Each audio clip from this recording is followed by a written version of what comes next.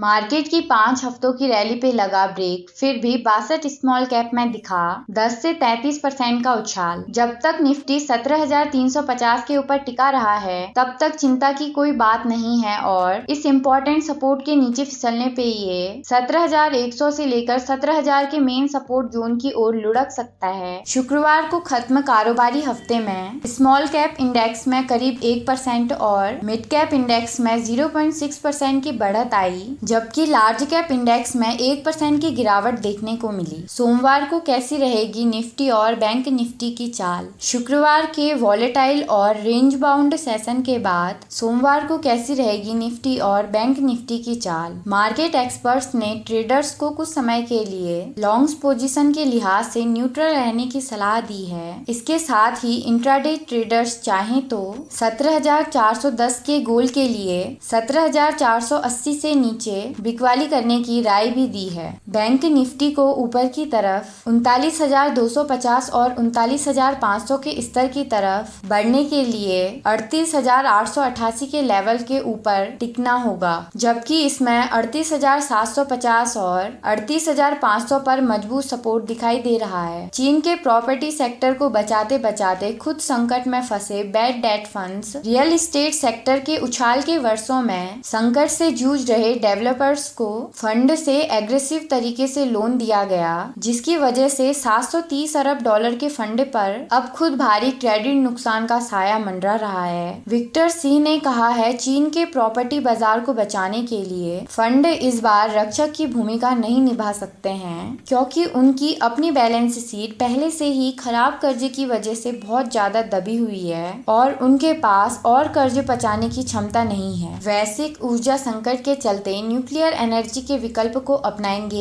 Asia के देश। वैश्विक ऊर्जा संकट के बाद जापान, चीन, भारत और दक्षिण कोरिया की सरकारें अपने यहाँ न्यूक्लियर एनर्जी को बढ़ावा देने की दिशा में आगे कदम बढ़ाने जा रही है। इस साल रूस के यूक्रेन पे युद्ध करने की वजह से दुनिया एक प्रमुख ईंधन निर्यातक देश रूस से दूर हो रही है, जिससे आपूर्ति तंग रहेगी और भविष्य में ईंधन की कीमतें बहुत ज्यादा रहेंगी। अपोलो हॉस्पिटल में मोतीलाल ओसवाल ने दी खरीदारी की सलाह, जानिए क्या है टारगेट। 26 नवंबर 2021 को स्टॉक ने 5,930.70 रुपए पर अपना 52 वीक हाई छुआ, जबकि 26 मई 2022 को स्टॉक ने 3,365.90 रुपए पर अपना 52 वीक लो छुआ। शुक्रवार को स्टॉक का वॉल्यूम 14,475 शेयर था, जो कि इसके इन दोनों के औसत वॉल्यूम 27,697 शेयर से 47.74% कम था। Crypto currency prices today. Bitcoin में 6% की गिरावट। जेरोम पॉवेल ने जैक्सन होल स्पीच के बाद इक्विटी मार्केट की तरह ही क्रिप्टो मार्केट करेंसी में भी गिरावट देखने को मिली है। बिटकॉइन 21,000 डॉलर के नीचे नजर आ रहा है। दुनिया की सबसे बड़ी और पॉपुलर क्रिप्टो करेंसी बिटकॉइन 6% से ज्यादा टूटकर 20,298 डॉलर पर दिख रहा है। कल के कारोबार में तीनों अमेरिकी इंडेक्स में सबसे ज्यादा गिरावट नस्डैक में आई। नस्डैक में कल 16 जून के बाद सबसे बड़ी गिरावट देखने को मिली। जेरोम पॉवेल के जैक्सन होल स्पीच के बाद औंधे मुंह गिरे अमेरिकी बाजार। जारी रहेगी दरों में बढ़ोतरी। इन्वेस्टर्स को इस बात का अंदाजा है कि यूएस फेड की अगली बैठक में ब्याज दरों में और बढ़ोतरी होगी। हालांकि बढ़ोतरी की मात्रा को लेकर लोग बढ़ गए हैं।